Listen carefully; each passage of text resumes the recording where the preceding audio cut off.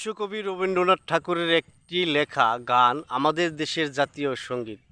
তো কবিগুরুর এই জাতীয় সঙ্গীতটি লেখা নিয়ে আমার দেশের কিছু কাঠমোল্লা আছে, তাদের খুবই জ্বলে।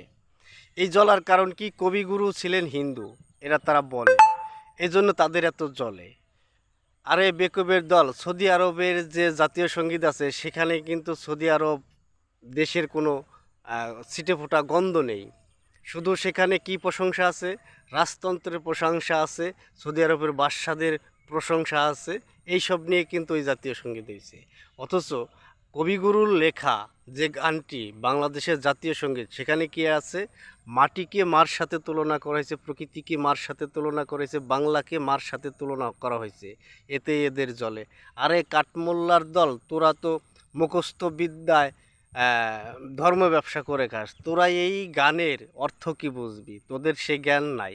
তোদের জ্ঞান করতে হলে এই বাংলার প্রেমে পড়তে হবে, প্রকৃতির প্রেমে পড়তে হবে, তবেই তোদের জ্ঞান আসবে। তাহলে তোরা বুঝতে পারবি, এর আগে তোরা বুঝতে পারবি না। তোরা আসলে পরের বাড়ি খেয়ে ধর্ম ব্যবসা শিখছিস।